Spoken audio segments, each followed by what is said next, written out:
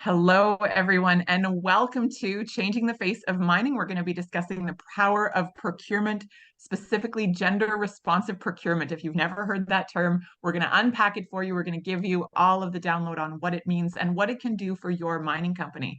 So, first of all, some brief introductions. My name is Erica, and I am the Canadian chapter lead for the Artemis Project. With me, I have Heather Gamble, who is our co founder of the Artemis Project, and one of our Artemis members, Eamon Doogie. We're going to be presenting to you an overview of this topic that means so much to us today. So I think we're going to go into a quick land acknowledgement. Heather, do we do that as our first part?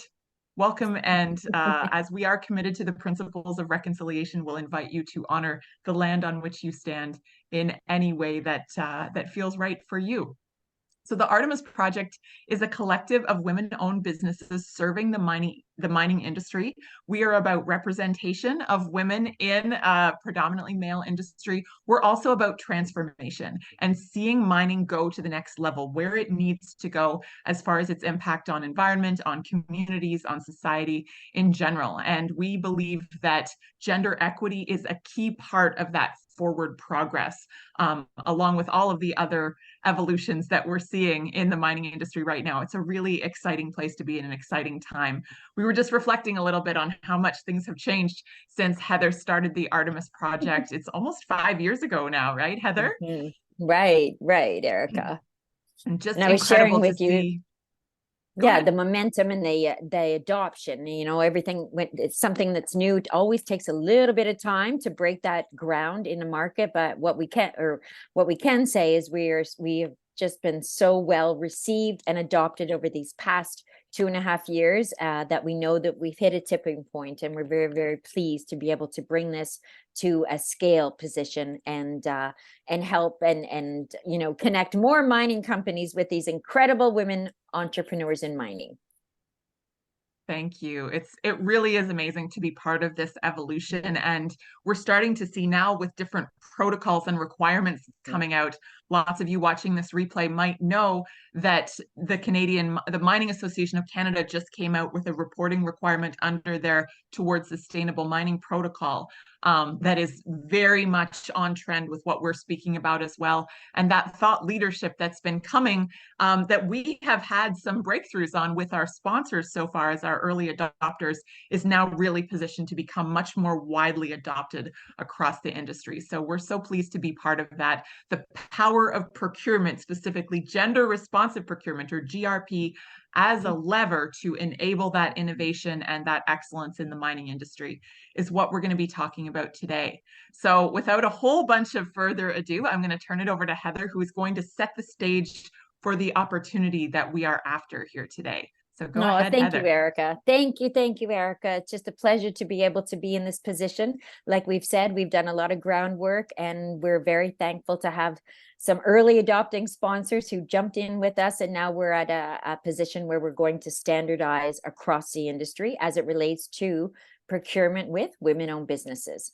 So in terms of, set the stage, thank you for that opportunity. This is what we'd like to set the stage with. In terms of look at the benefits, we want you to consider, mining companies to consider investing in outcomes. And these are some outcomes that you receive in your supply chain when you have a diverse and inclusive supply chain. So we've just picked 3 of them that we think are pretty powerful. You get generally greater cost of return on your procurement, almost a third more. You improve profitability 34% and 20% up to reduced costs. So very, very powerful in terms of financial returns for an inclusive and more diverse supply chain in mining. Also, just as important is you're contributing to a growing and prosperous entrepreneurial economy in mining. And we need to foster as much innovation, and often that comes through the entrepreneurial streams of thinking and doing in any industry. So to continue to grow and foster that, and certainly a more inclusive entrepreneurial economy, is critical for us.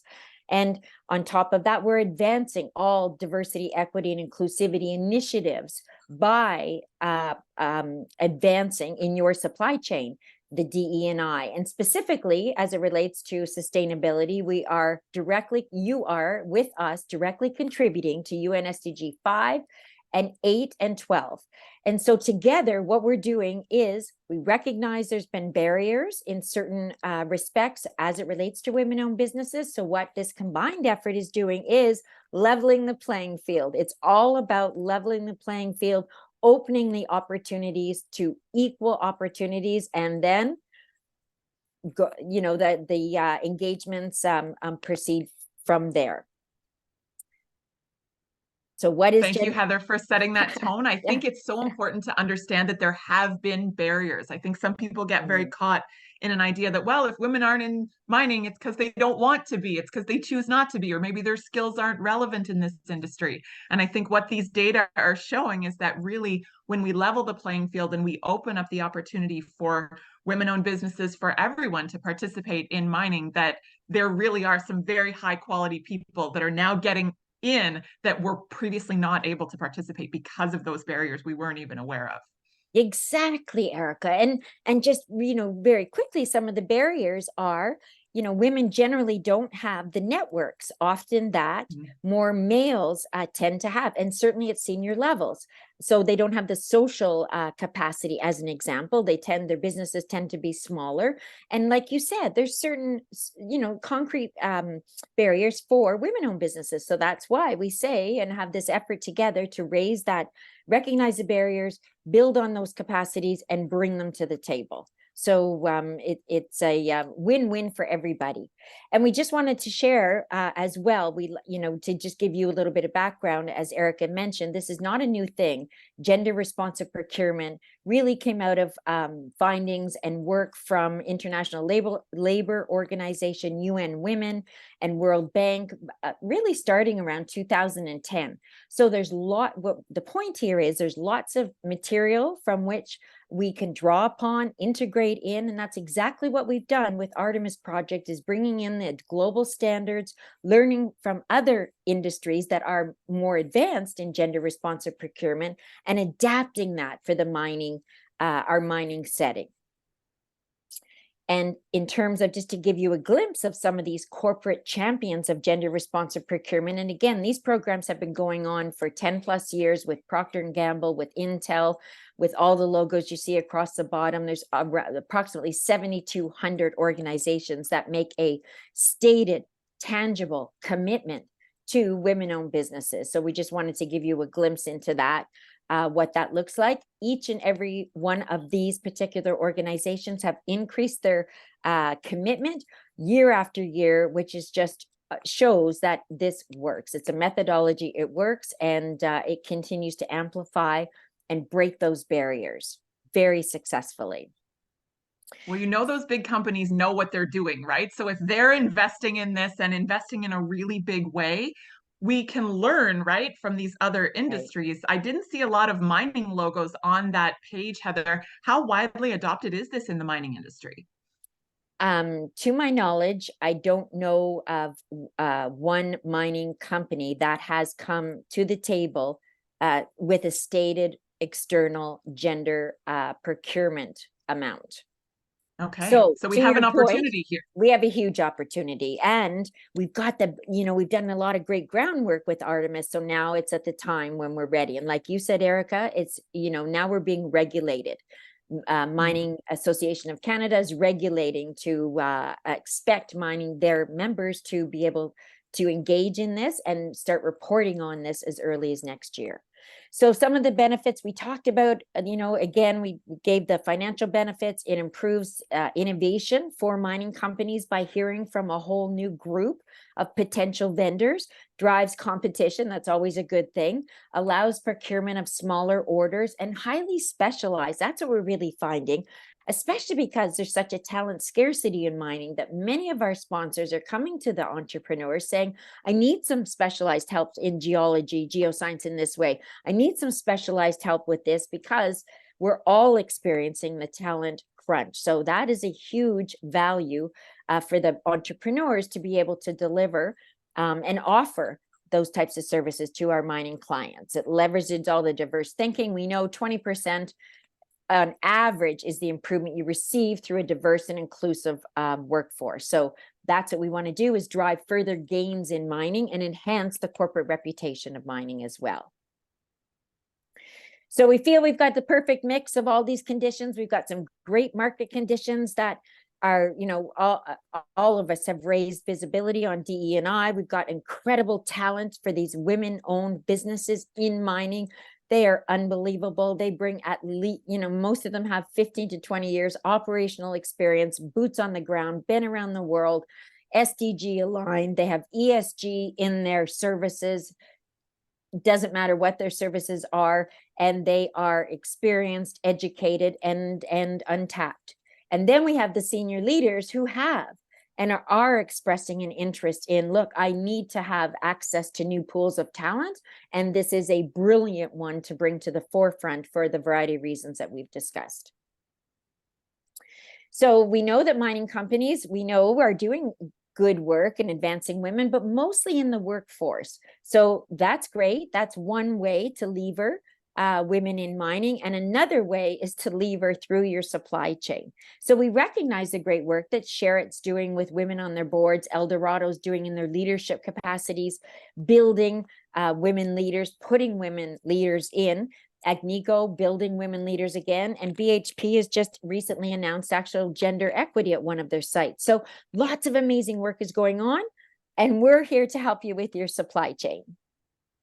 Because of all the areas, we talked about the percentage of women participating in mining, and we know it's low. We're not here to talk about the low, however, we wanted to give you some benchmarking in that the women-owned businesses in your supply chain are actually the lowest area where women are participating in mining. And it is estimated that less than 1% of your procurement is with women-owned businesses, versus we have about 16% of women participation overall in the mining workforce.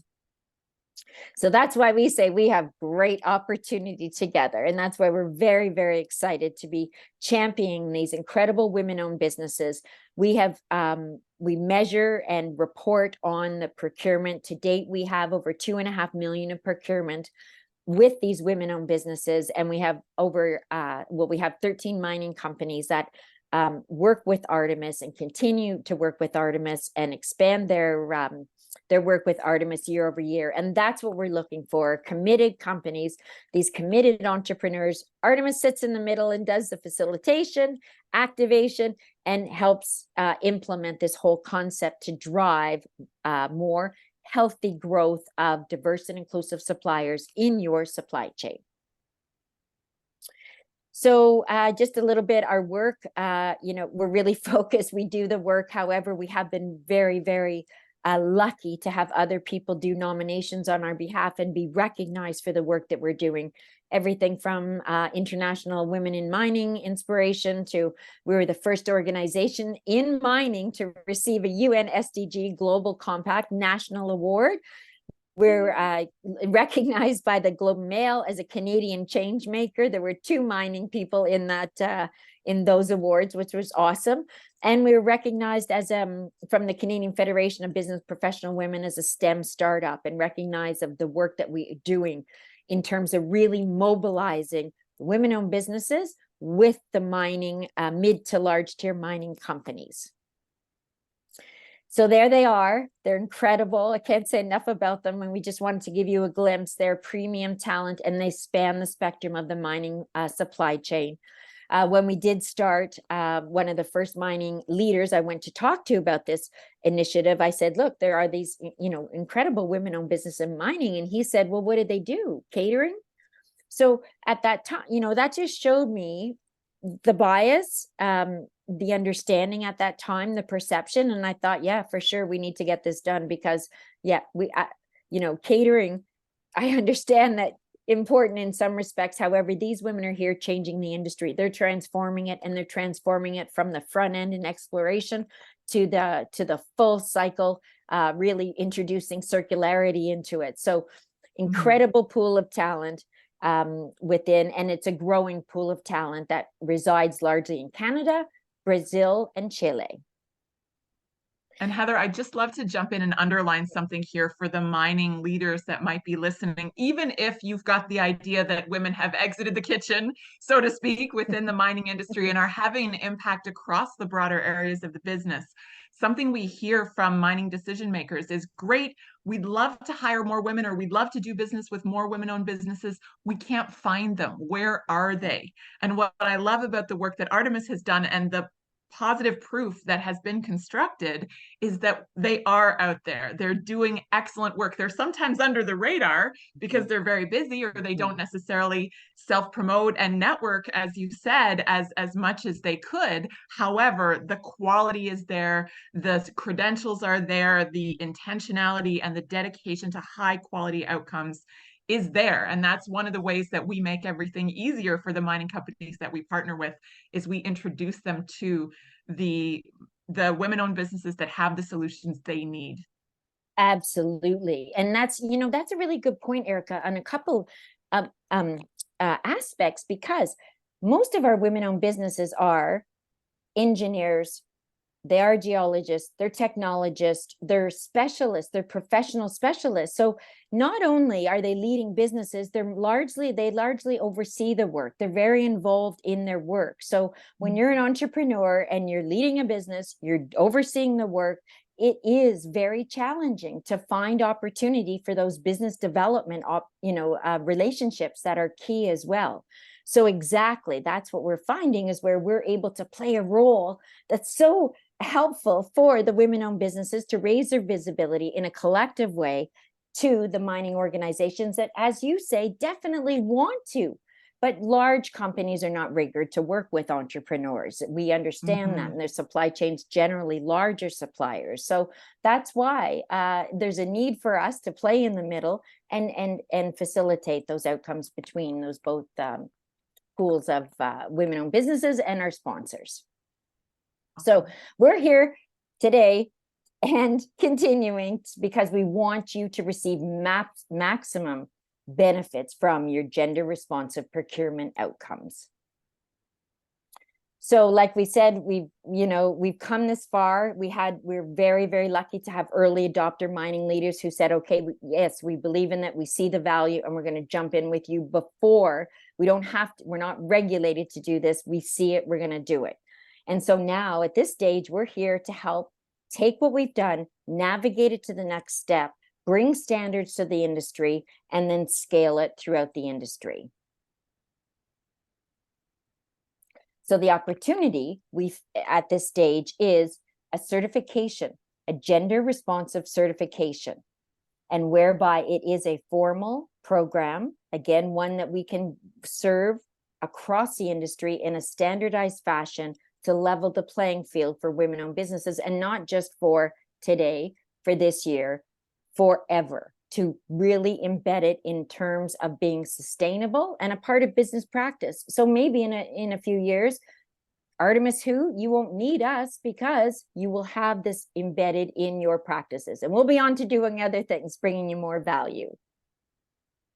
So Artemis gender procurement, gender responsive procurement certification includes a shared access, so access to our talented pool of entrepreneurs, proven engagement process we shared with you. We've driven really strong, fantastic outcomes between the entrepreneurs and the sponsors. It's a program to embed gender equity into your procurement.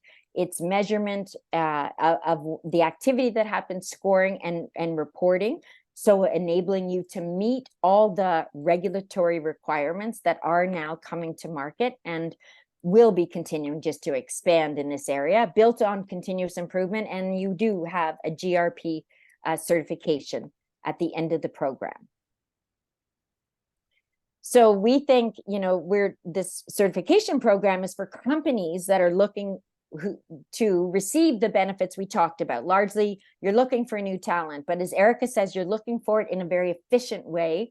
And we clearly all recognize that the entrepreneurial engine in any industry brings in a substantial piece of innovation. So you want to do business with more women-owned businesses. You are looking for that more inclusive and gender equity in your procurement processes. you certainly, all of you have, that you're advancing your sustainability progress, and specifically your indexes that you adhere to, and largely the UN SDG. You meet your MAC protocols that we've described, you implement in a sustainable way, and we validate and legitimize that supply chain as a strategic lever for women's advancement in mining. Again, we talked about women on the working for mining companies, women on boards, and then this is the other piece that previous to Artemis was missing, was how do we lever women in the supply chain? So why choose us?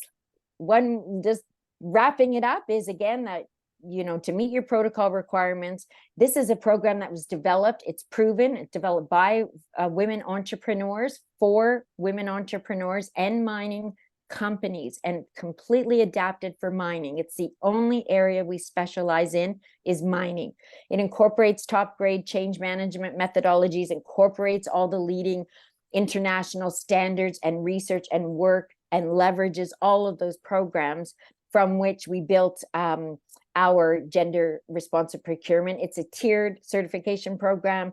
Again, it's third-party certification rating, and it's the only organization in the world that is dedicated to these incredible women-owned businesses in mining and your success in your supply chain. So at this juncture, Erica, I'd like to hand it back to you, and Eamon is going to walk us through more details of what this looks like. Thank you. Amazing. Thank you, Heather, for setting that stage. I think it's so exciting to see, as you said, that this perfect storm of factors coming together right now and really setting the stage for us to launch this new certification. In case we didn't make that clear to people watching the replay, this is a new thing that we're looking to pilot. We're looking for mining companies that want to take their gender equity in the supply chain to the next level. We have a certification pilot that we're going to be rolling out. We're going to give some details a little later. However, I just want to call out that sometimes I think when there's anything new, we can perceive it as risky, right? Sometimes we love it. We embrace the unknown. However, sometimes it can cause people to sit back and say, oh, I don't want to mess up my supply chain. I don't want to introduce risk or uncertainty or instability into, you know, let's face it, we've all had enough supply chain disruptions in the last few years, especially already. So I hope that what we're saying and really mapping out everything that we've seen in other industries and everything we know about diversity and inclusion and equity in general, that it really isn't a risk. It's about adding in more quality, higher grade solutions, getting rid of barriers that were keeping good people from being able to do business with your company. So this is not an easy thing to do. You know, we talk about gender equity, we talk about supply chains. Those are very complex topics. And we have an expert on large-scale organizational change in the form of one of our Artemis members, Eamon Duji, and she is going to walk through what this pilot certification program entails and just why that is so important that we have that ready to go for our partners who choose to collaborate with us. So I'm just gonna catch my breath and share my screen with Eamon's slides here, and we'll be ready to go. Sure. And take it away, Eamon. Thank you. And as Eric is doing that, I'm just going to start by saying thank you for giving me the opportunity to be part of this platform. And it's always really incredible to be a contingent of women that is truly passionate about moving forward gender equity in the mining industry. So thank you so much, Heather and Erica, for setting that up. And just a brief introduction. As Heather mentioned, my name is Eamon Duji, and I am the managing partner at Shift Consulting. We are a human capital consulting firm with a passion for change. We have partnered with Artemis to offer a gender responsive procurement certification program, and we're very excited to get into some of the details of what that would look like for you today. So we have developed a program based on our experience with the understanding of the mining industry and the learnings that we've developed through the course of your involvement with Artemis. So just at the forefront, that sets us apart from any other organization in the sense that we not only have the operational expertise in terms of understanding the way that your organizations work, we've had the direct involvement with your people, with your departments, so that we've cultivated and curated a model that is agile, that is flexible, that is going to meet you where you are. Obviously, when we talk about things like gender responsive procurement, oftentimes it can feel like it's a very inundating and large topic, particularly when you look at the statistics of representation. And so what we want to do is to make it as easy as possible to move you up the curve in a way that meets your strategic objectives, your operational objectives, and your financial objectives. So I think that both Heather and Erica did a really great job of making sure that there's a clear understanding in a lot of cases and data that support the fact that ensuring that your supply chain becomes more reflective and diverse has a direct correlation to achieving your financial goals, your operational goals, and your efficiency goals. So oftentimes it might seem like there's a lot that we need to do to get there, but we're hoping through the provision of this very strategic, tactical certification program, we can walk you through it step by step and hopefully help make it easier and more efficient for you to get to where you want to be. And so without getting too much into the details, the slide that you're seeing here is actually a maturity model that we have crafted. And we've crafted this model, again, based on the learnings that we have through the Artemis contingent project. So what you'll see is that it is a curve that starts with unaware, exploratory, all the way to what we're calling the sustainable gold standard. And so if you fall under something like unaware, it's where gender hasn't really been identified as a strategic procurement priority. Exploratory are organizations that have understood and have started to recognize the need to have a more progressive, gender responsive supply chain and are actively taking steps. And I would venture to say, and Erica and Heather, correct me if I'm wrong, that most of the organizations within the Artemis contingent are falling probably within the exploratory and adoptive phase. So what I mean by that is, you recognize the need to address your GRP requirements in your procurement lifecycle and are actively addressing this need through more inclusive GRP policies, adjustments to your procurement processes. Honestly, involvement with Artemis is a great indication that you're committed to it. And so we want to help you to acknowledge how we can meet the next steps, particularly with the new regulatory requirements that Heather and Erica mentioned with MAC. So that's what I wanted to preface before we get into all the details, is this program is scalable, it is agile, and it is meant to meet you in whatever stage that you are in at the moment. So no one's going to get yelled at if they haven't done all the right things yet, right? It's about finding that baseline, appreciating the efforts that have been made, and then finding a way to build on them. Absolutely. And I do want to say that, this is a collective learning as well, right? I think the Artemis program holistically was developed with the hindsight that we're learning together. And so while we're providing the platform and the structure around the certification program, we're equally recognizing that we're going to be leveraging the strengths of your team, the expertise that you have, to make sure that we get there in a way that's sustainable, that's adoptive, and that is going to be holistically effective in your organization. So for sure, I agree with that sentiment, Erica. Okay, so this next slide is just to give you a little bit of a sense of how we structured the program. So we've structured the program into 4 key phases: assess, address, monitor, sustain, and enhance. And that is just a fancy way to say that we will begin with assess, which is essentially an opportunity to do a current state assessment of your operations. In the previous slide, we talked about being at different stages of maturity. And so what we want to do is, in order to meet you where you are, we are going to start with understanding what are your strategic and operational priorities.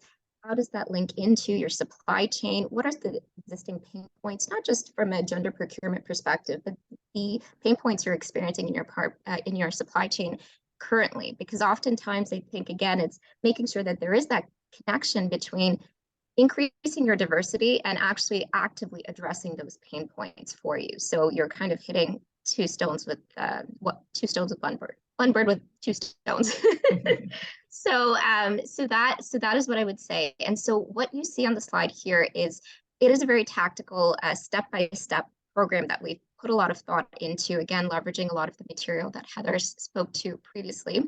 And on the far right-hand side, you will also see that as we go through each of the different stages, we will be providing you and equipping you with specific strategies, plans, tactical implementation steps to guide the next phases. So from a change perspective, we do recognize this is a significant change for an operation, for culture. And so given that we have the background working with mining organizations going through all sorts of transformations, we've integrated those learnings in the types of deliverables that we produce for you at each stage of the certification program, so that it's not just a plan, but it's a tactical strategy that helps you to get from step one all the way to the end state, whatever that may be for you. That's great. So important to understand what those next steps are, right? We're not just writing a report and calling it a day. We're actually providing those tangible next steps so that we can get up that curve. Absolutely. Yeah. And so this slide just kind of delves a little deeper in the first current state assessment. And the reason I think we wanted to spend just a little bit of time on this slide is to make you see that when we talk about the certification program being agile, but being nuanced and specific to your requirements, through that very comprehensive needs assessment on your current state, we get a very fulsome understanding of where you are, where you actually want to be, what are some of the gaps in that, what are some of your immediate term priorities. So very much co-creating with you where you'd like to be. And so through that, we start to identify key elements of your gender responsive procurement strategy. How does it align with your strategic, financial, and operational requirements within your organization? We start to define some of those KPIs, both from an inclusivity perspective, but equally from a regulatory, financial, operation, and strategic perspective as well. And we start to build the case for why this is required. And through the course of that, we start to have the foundation for what builds out the next steps of the certification program. So just to give you a little bit of a sense, and these slides will be provided to you. So if you have any questions after, certainly feel free to reach out to any of us. Okay, and so this slide was just to give you a little bit of a taste of the gold standard. So again, as we talked a little bit about, the varying degrees of maturity that you may be on the gender responsive procurement cycle, the gold standard is what I would say is aspirational. So organizations that have reached this level of maturity, they have really embedded and developed their GRP strategies and programs into the DNA of their organization is what I would say. So they have not only acknowledged that there have been gaps, pain points, they have started to develop those strategies, they've embedded those strategies. It's moved from gender responsive procurement being the accountability of, let's just say, the procurement function within a department to it being a requirement and a strategic goal across the entire enterprise. So I'm sure when I say that, it might seem like, wow, that is a very, aspirational goal, which is totally fine, because in reality, I think that we can generally say, and Erica and Heather, correct me if I'm wrong, that there's not a ton of organizations that are at the gold standard at this perspective, and not just from a mining perspective. So we do recognize that it's aspirational, but the requirements of that is that it starts to become a strategy that is operationalized. There policies and programs that are embedded into your organization, and they become an integral part of the company culture and operations. And again, what we've attempted to do is, again, through the criteria that we understand the United Nations is having, as well as MAC, we started to build together a scorecard of what could that look like if your aspiration is to meet the gold standard. And so for each of the different phases of the certification program, hidden behind it or sitting behind it are these scorecards that we have pulled together that, again, are embedded in the literature, in the best practices, in the association standards, so that when you get out of the certification program, as Heather mentioned, you have a very comprehensive third-party certification that you can be rest assured stands the test of time. So if I could just summarize quickly, Eamon, it sounds like we're really leveraging the science of good change, how to make change not only happen, but really make it stick as well. And we're aiming it toward that gold standard that's already established. There's so much great stuff to leverage from other industries. We're positioned to invite mining companies to come along with us and try out this fantastic program that you've designed in partnership with Artemis. Absolutely, yes. And I think that that's a great way to summarize it. I think our Artemis, from a program perspective, deep transformational operational knowledge with the mining industry, the fantastic contingent of women that are part of the project, in addition with our transformational experience working with mining, oil and gas, positions us to be a great partner from a certification program. And we're very, very excited to start the pilot program with some fantastic sponsors, I'm sure. All right. Well, thank you so much, Eamon, for taking us through that high-level overview of what the certification program will look like. We've got just a couple more minutes. We want to wrap up quickly so that Heather can get on to her next meeting, but I'm just going to leave it to you, Heather, if you want to bring us home on the last piece of this opportunity that we're presenting to the mining community. What do we want to invite them to do, and how can they say yes to it? Yeah, so thank you, Erica. Eamon, that was fantastic. And so how we're moving forward is we are opening up an application process on September 18th and inviting mining companies who express an interest in this to apply.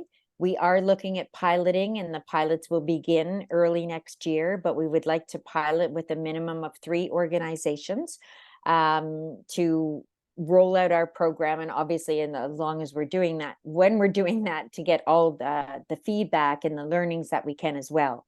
So Erica, can you just confirm for me, I'm sorry, are the slides up on the screen? It's not sharing at this point, no. Okay, my apologies. No, that's okay. So I was just sorry. I'll just put so them if you're watching this on or around yes. September 18th, click on the link Yes. that's below this video to take you to the place where you can apply for this pilot opportunity. Exactly. Sorry about that. No, so you're good. Yeah, we can see it now. Yeah, okay, good. Okay. So before we get into the pilot, we want to recognize that you're going to say, well, there's maybe other ways that I can do this, and there are always other ways. So we just want to give you a frame of reference. You can do your own DIY, do it yourself, gender responsive procurement. And you just have to go through processes that we've kind of taken you through today in the journey of integrating and establishing and bringing in those standards and creating your own scorecards and process and aspirations to the gold standard, etc. And you can do that in-house. You certainly can, and find the entrepreneurs, etc. And or you can come and consider working with Artemis and how we can assist you and advance you and probably set you up towards your goals, and at least take 2 to 3 years, reduce that cycle by 2 to 3 years by working with Artemis. And not just about that, you're going to get the outcomes with these incredible women entrepreneurs sooner rather than later. And that really, at the end of the day, is the bulk of the benefit that you will receive from working with them and engaging with them. So again, my apologies. Applications open September 28th through till October 16th for, again, mining companies, mid to large tier mining companies that have that strong commitment, that do take action, that want to raise inclusivity and equity, and especially for women-owned businesses in the supply chain. With our pilot participants, if you are a current sponsor, we do always acknowledge preferred pricing for our current sponsors. And if you're not a sponsor, we will acknowledge a price of certainly a preferred price, but less than to take the pilot program with us. We look to beginning, as I mentioned, early next year for this. And at this point in time, we will be sending out included with this is your application.